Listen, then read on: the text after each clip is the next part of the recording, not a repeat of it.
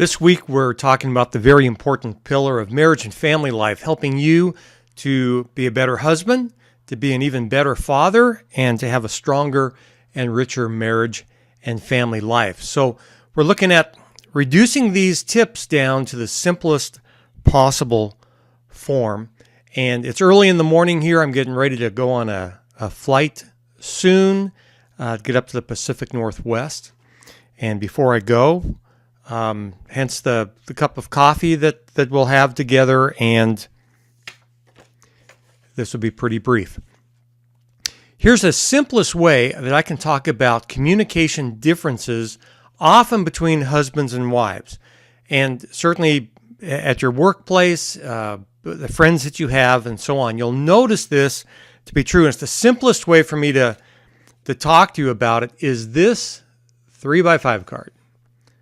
There it is. Let's talk about different communication styles. This is really important, and I'll keep it really simple for you. Two kinds of people. I love doing that. There are two kinds of people in the world, and one will talk like this, and one will communicate like this. And I don't know which you are. I don't know which your spouse is, or your children, the people you work with. I don't know. But in this style of communication, the person, maybe it's you, will start with the point. Remember the word, the point, telos. We're going to talk about that word a lot through all these videos. What's the point? Telos.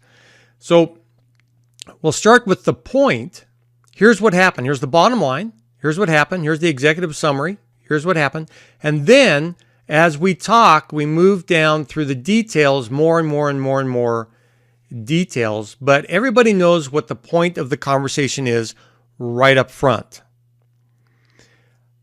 And then other people, probably half of the world, talks like this, where all of the details come first, and then as the story is being told, then you work your way down to the point.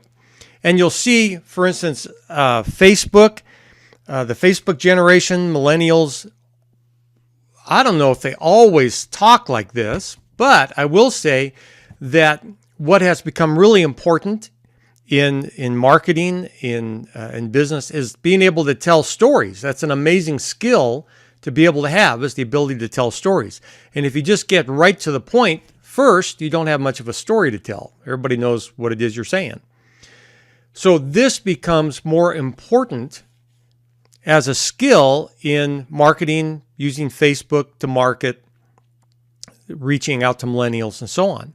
However, in your marriage and in interacting with your children, here's where it's so very important. If your spouse speaks like this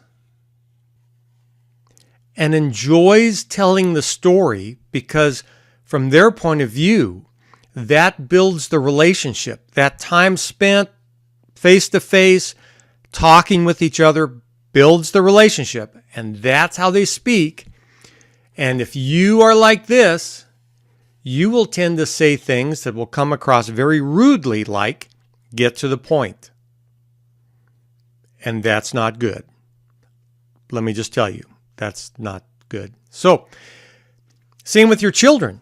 If your children want to tell you the story and they would like you to take time face-to-face listening to the story, and you are this kind of person and you say, get to the point, because you just can't wait. I mean, you're just not wired to wait for somebody to tell you a story. That comes across very rudely, hurts people's feelings. It's not a good thing. So, if you're this person and your spouse or children, this person, allow them to tell their story.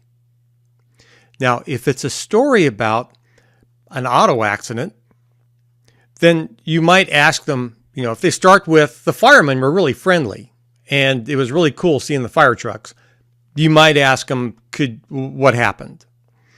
But outside of that, allow them just to tell their story and be patient. Just sit down, get your cup of coffee, Be patient, allow them to tell their story, because the story is more important than the details right then. It's about your relationship right then. They want your eyes, they want your heart, they want your mind, they want your time.